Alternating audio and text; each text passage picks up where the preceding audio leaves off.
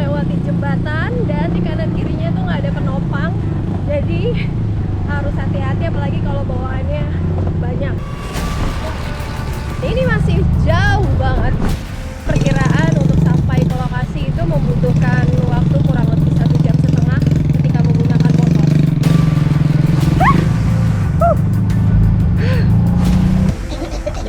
Karena memang di sini nggak ada puskesmas, jadi warga Desa Lepangan ini berinisiatif untuk menggunakan tandu sebagai fasilitas membawa orang yang sakit menuju ke arah mobil.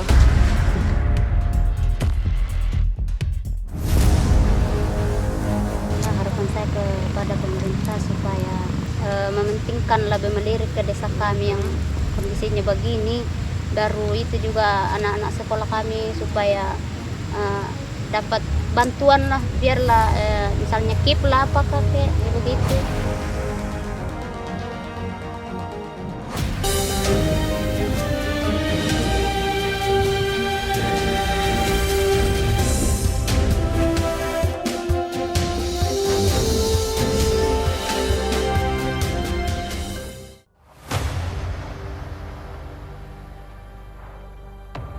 Desa Lepangeng berbatasan langsung dengan 4 kabupaten. Sebelah timur Kabupaten Luwu, sebelah barat Kabupaten Nrekang, sebelah utara Kabupaten Tanah Toraja, dan sebelah selatan Kabupaten Wajo, Provinsi Sulawesi Selatan. Menurut Indeks Desa Membangun tahun 2021 sampai sekarang, Desa Lepangeng masih berstatus desa tertinggal.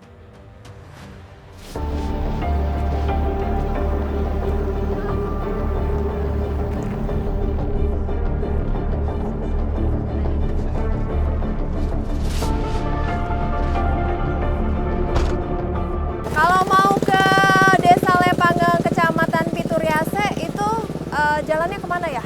Ya, jalur ke sana. Jalur ke sana. Iya. Kami bisa nggak masuk ke sana? Nggak bisa Bu, kalau mobil beginian karena jalanannya berlubang-lubang. Oh, jadi memang harus pakai hardtop ini buat Iya. menuju ke desa sana? Iya, Oke, terus katanya perjalanan juga lumayan jauh ya Bu ya? ya nggak lumayan jauh. Oke, karena jalanannya rusak dan tidak bisa ditempuh dengan mobil kendaraan roda 4 seperti ini, jadi saya harus ngikut Ibu, nggak apa-apa ya Bu ya? Iya. Untuk menuju ke sana.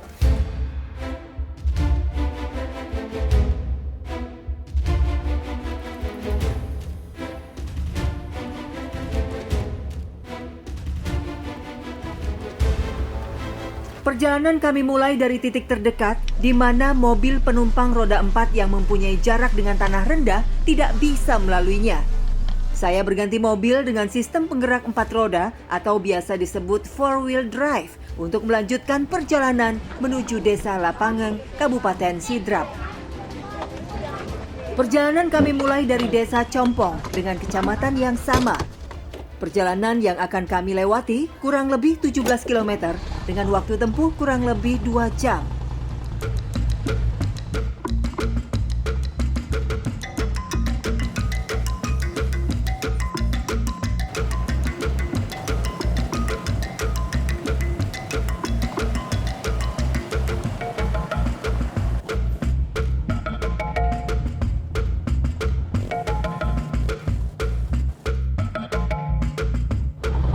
Nah, tepat di depan saya ini tidak hanya jalanan setapak untuk hardtop ini, melainkan di samping kanan saya ini adalah tebing yang sangat curam. Apalagi kalau misalnya hujan dan mobil ini tergelincir, mungkin taruhannya adalah nyawa.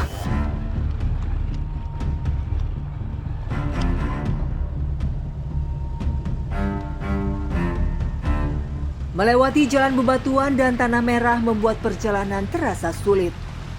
Sebenarnya, jalan yang kami lewati ini adalah jalan kabupaten sejauh kurang lebih 7 km menuju pusat desa.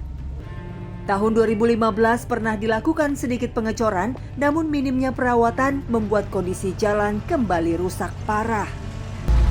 Selain dari keterbatasan jalanan yang sedang rusak, di sini ternyata tidak ada penerangan lampu ya Pak, kalau untuk malam hari. Jadi harus menggunakan senter ya, atau misalnya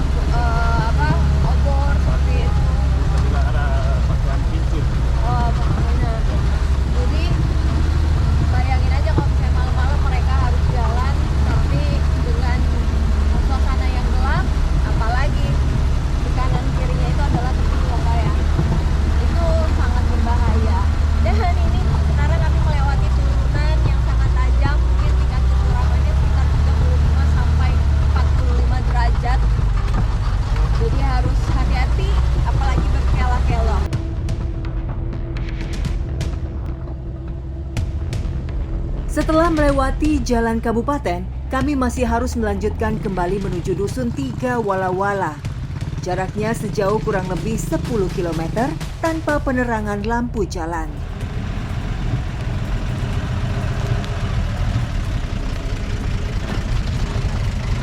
Pak, ini saya mau nyobain boleh ya Pak? Boleh. Ini buka dulu nih. Jadi di sini saya harus gantian sama bapaknya karena saya pengen cobain gimana sih mengemudikan hardtop ini, apalagi dengan jalanan yang seperti ini. Mudah-mudahan bisa.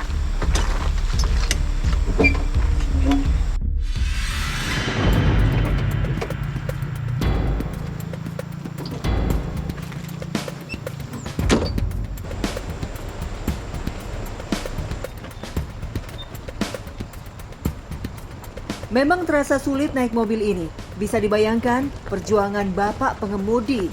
Ia harus menjaga penumpang keluar masuk desa dengan nyawa taruhannya.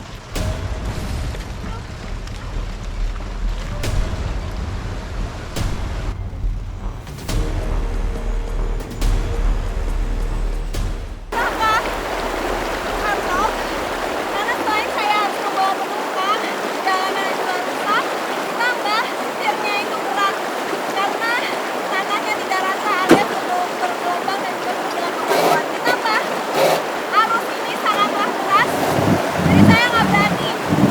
Takutnya nanti penumpangnya jatuh ataupun mobilnya tergelincir, mendingan bapaknya aja. Sekarang saya mau di samping bapak, jadi ikutin terus aktivitas saya selanjutnya di Indonesia.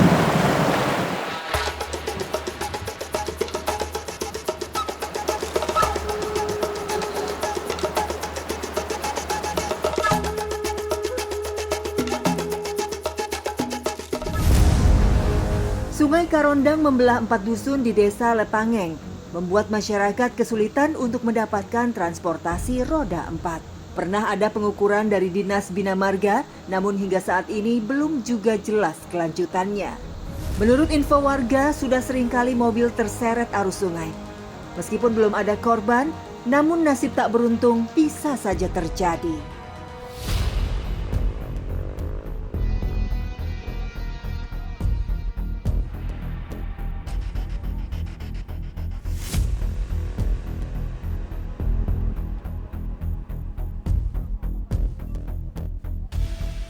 Jadi di sini banyak sekali jembatan yang dibangun sama warga agar akses transportasi bisa lewat, khususnya hardtop ini.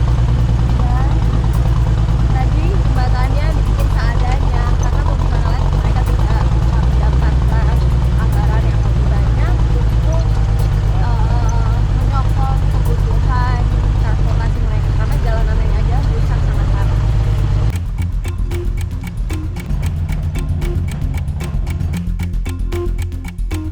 Hampir setiap tahun pengajuan perbaikan jalan dan jembatan telah disampaikan, namun jawaban selalu sama, belum ada anggaran dari pemerintah.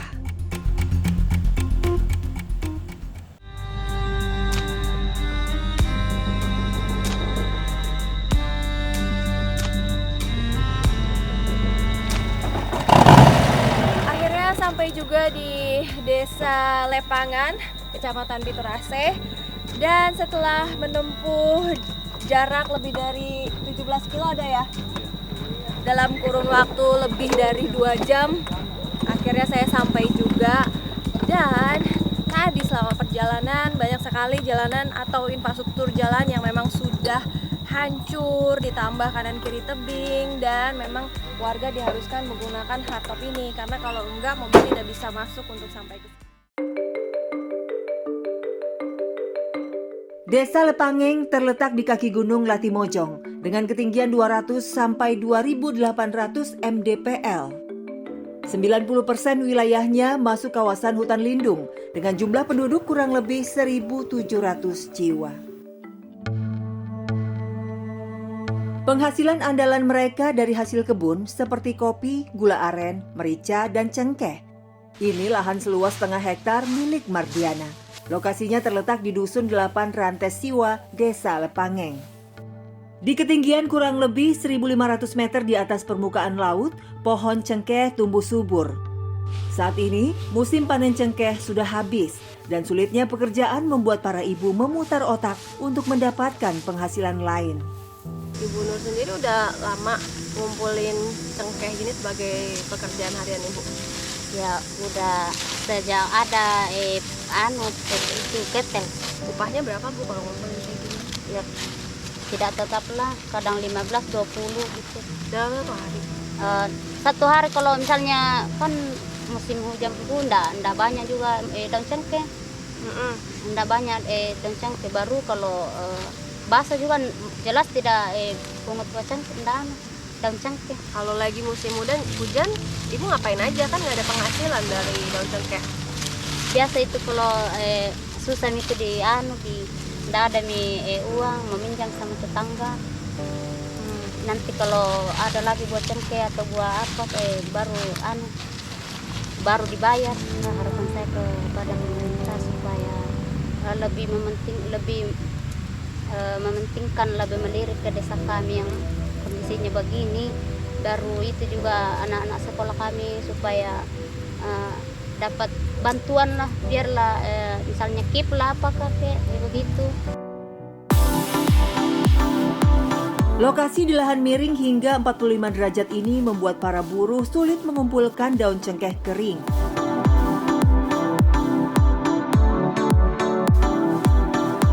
Dalam sehari, Nurmiati dapat mengumpulkan 2-3 karung saja.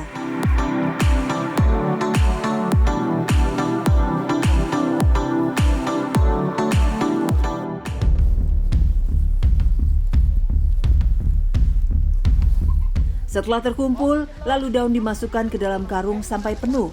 Jarak ke tempat penyulingan cukup jauh, apalagi dengan beban di atas kepala.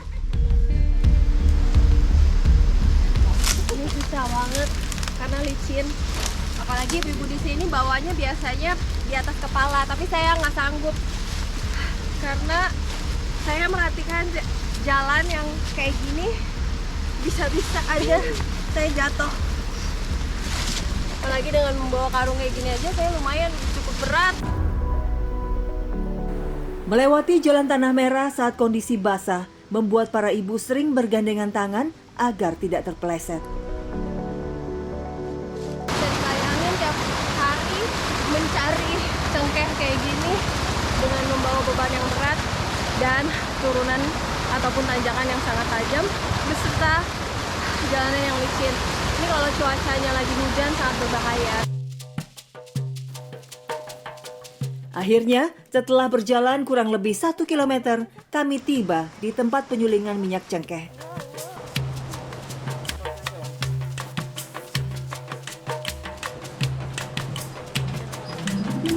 Selanjutnya, cengkeh ditimbang. Bapak, ini kan udah kekumpul nih, banyak, ada yang 10 kilo, 8 kilo, 9 kilo. Emang ini dibayarnya berapa, Pak? Dibayar ke 2.000 per kilo. Oh, enggak harian gitu, Pak? Ya. Pas habis timbang, bayar. Oh, langsung dibayar cash. Harga daun cengkeh kering dipatok Rp2.000 per kilonya.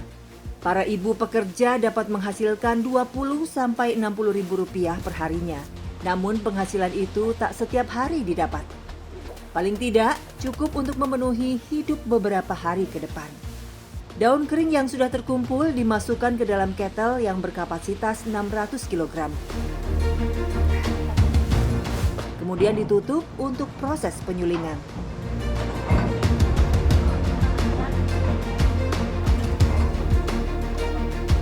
Limbah daun cengkeh yang sudah kering tidak dibuang, namun digunakan kembali sebagai bahan bakar ketel.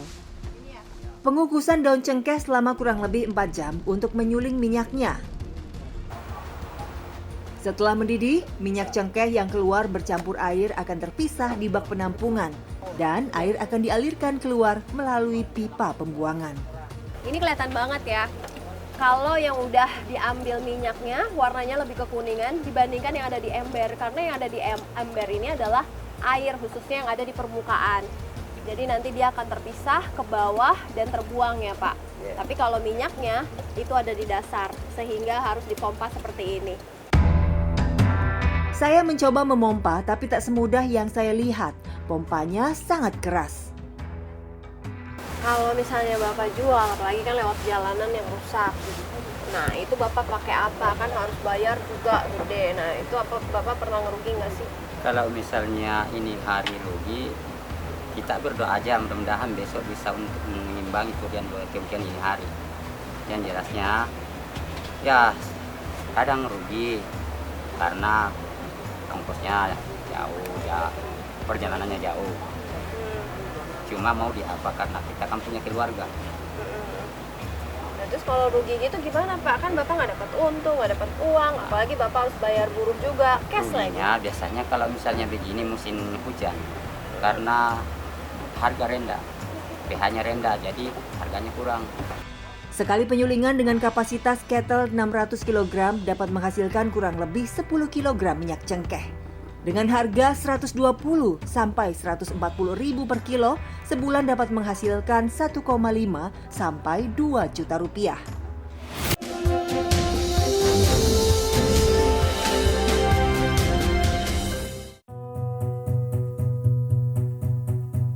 Inilah Desa Lepangeng.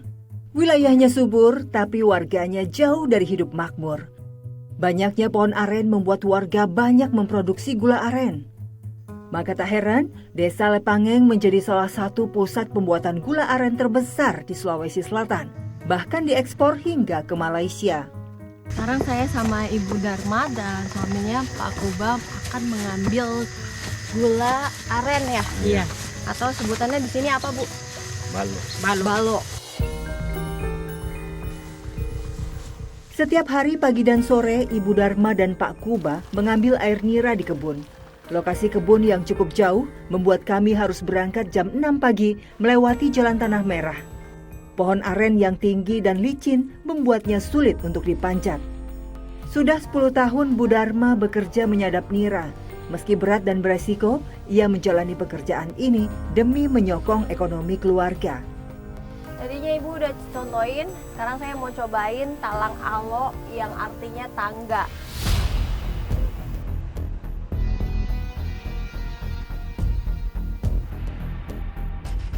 Susah bener. Ternyata sangat sulit untuk memanjat pohon aren. Ini udah ada tangganya. Jadi untuk penopang kaki menggunakan kulit bambu, yang mana jempol saya aja nggak muat. Tapi saya mau coba gimana sih perjuangan Ibu untuk mengambil air gula. Oke, sekarang saya cobain bismillahirrahmanirrahim. Astagfirullah. Aduh.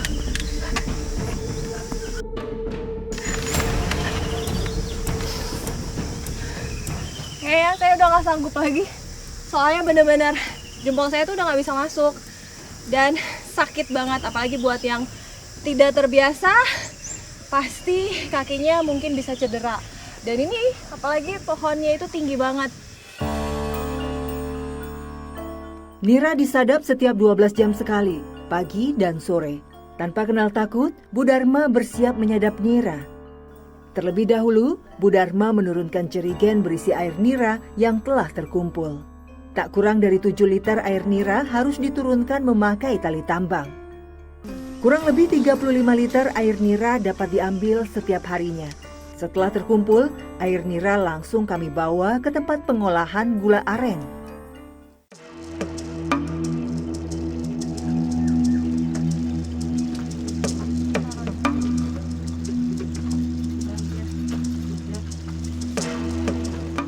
Air nira dimasukkan wajan besar, lalu disaring untuk dibersihkan dari kotoran.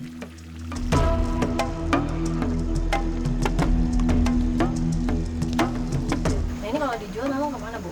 Di pasar. Oh. Tapi tidak seanggap itu harganya tak 50.000 karena jauh sekali pergi di Pikuk. Kalau boleh tahu untuk penghasilan dari gula ini nanti jadinya berapa banyak? Kira-kira lebih 10-15 biji nanti. Berapa tuh Bu kalau misalnya 15 biji? Kalau 15 biji lebih 70 harganya kalau perhitungan. 70.000. Iya. Setelah mendidih dan keluar buihnya, air nira diberi sedikit minyak kelapa. Sekarang saya sama ibu mau masukin minyak kelapa Iya Bu. supaya buihnya itu jadi turun dan juga jadi lebih padat si air dari arennya. Ya Bu, segimana tuh dimasukinnya? Oh, memang sedikit aja, Iya, segitu ya. secukupnya.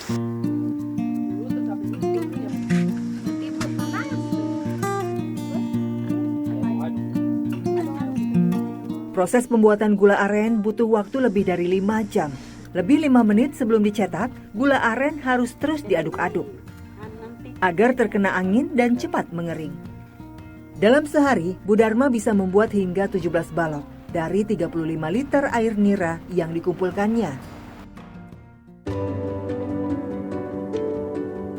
Setelah mengeras, gula aren lalu dibungkus dengan daun lemastang yang membuat gula aren lebih awet. Satu bungkus berisi 2 balok gula aren dan satu ikat berisi 5 bungkus gula aren. Biasanya penjualan gula aren dilakukan dengan jumlah ikat yang didapat.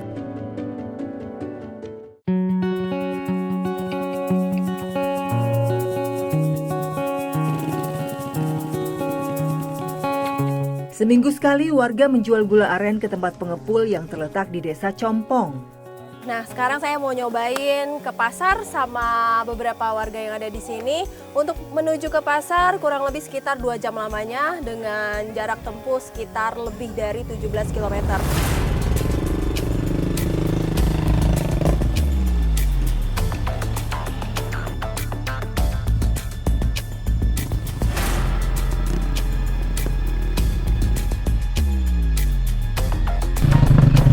Perjalanan kayak gini susah banget karena saya harus membawa beban yang cukup berat ditambah licin banget. Belum lagi banyak bebatuan. Jadi lebih terasa pegal dibandingkan dengan membawa motor di jalan yang rata seperti pada kota-kota. Dan ini masih jauh banget karena perkiraan untuk sampai ke lokasi itu membutuhkan waktu kurang lebih 1,5 jam ketika menggunakan motor.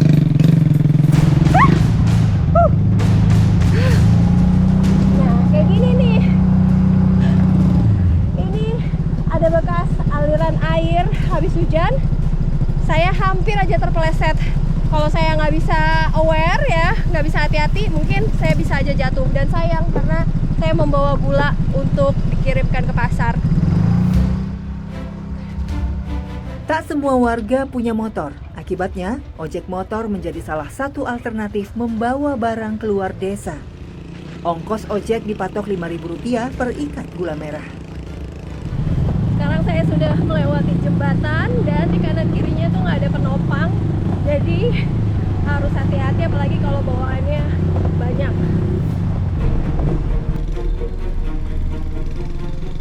Jalan yang rusak ditambah jarak tempuh yang lebih dari 20 km membuat perjalanan sangat melelahkan.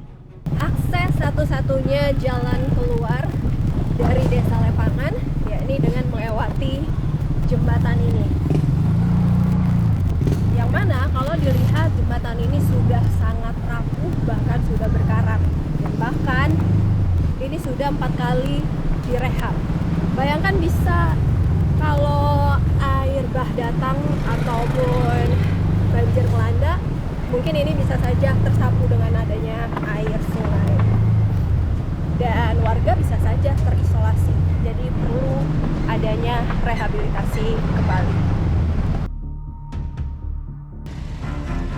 Jembatan gantung Salu Karondang dibangun tahun 2005. Jembatan ini sudah diperbaiki sebanyak 4 kali.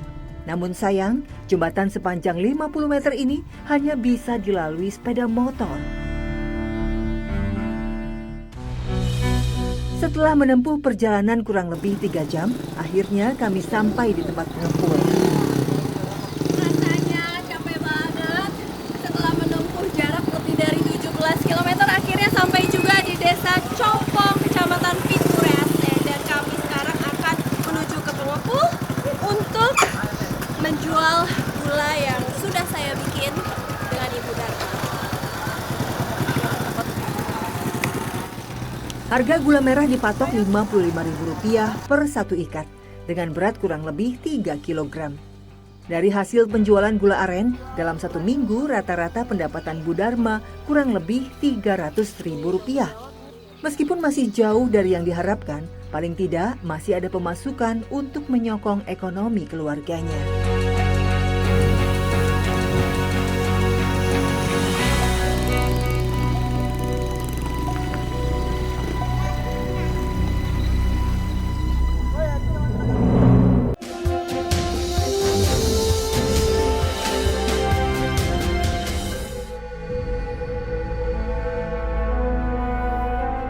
Berstatus desa tertinggal, warga desa Lepangeng berharap memperoleh hak yang sama. Apalagi selama ini mereka hidup serba terbatas, termasuk ketika jatuh sakit.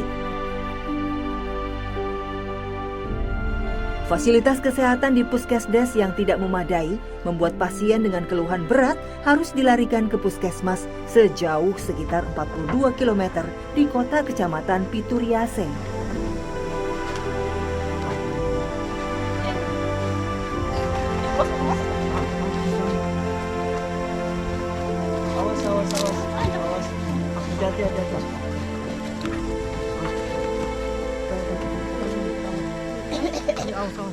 Karena memang di sini nggak ada puskesmas, jadi warga desa Lepangan ini berinisiatif untuk menggunakan tandu sebagai fasilitas membawa orang yang sakit menuju ke arah mobil.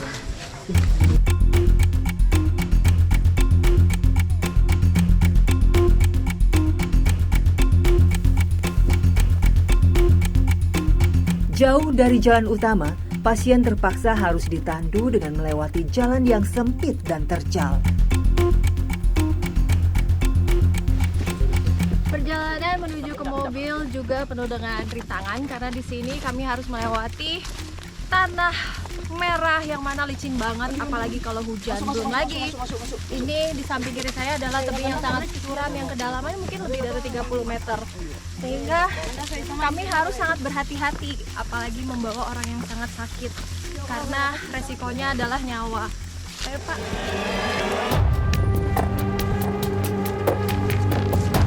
Warga pun bergotong royong bergantian menandu pasien.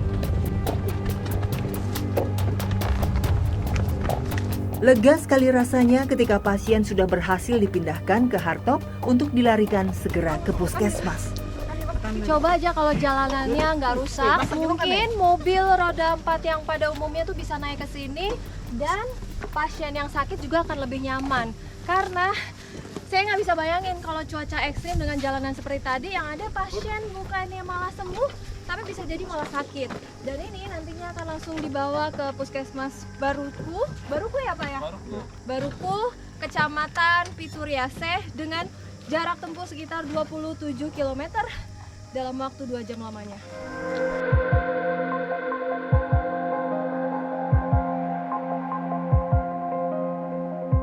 Sedangkan untuk kesehatan sendiri juga di sini sangat dengan adanya kebijakan dari pemerintah yang mengharuskan masyarakat atau ibu-ibu yang melahirkan harus dibawa ke puskesmas, tidak boleh melahirkan di desa, tidak boleh. Jadi sedangkan jarak desa atau desa kami ke puskesmas yang ada di kecamatan itu sekitar lebih 28 km. Nah ini yang juga menyulitkan. Olehnya itu tentu harus ada kebijakan khusus dari pemerintah daerah atau pemerintah pusat. Harapan kami sebagai pemerintah desa, pemerintah daerah maupun pemerintah pusat bisa melihat langsung keadaan yang ada di desa Lepangan, khususnya kondisi jalan yang saat ini sudah banyak yang rusak parah, sehingga akses pendidikan dan kesehatan, perekonomian bisa lebih ditingkatkan lagi.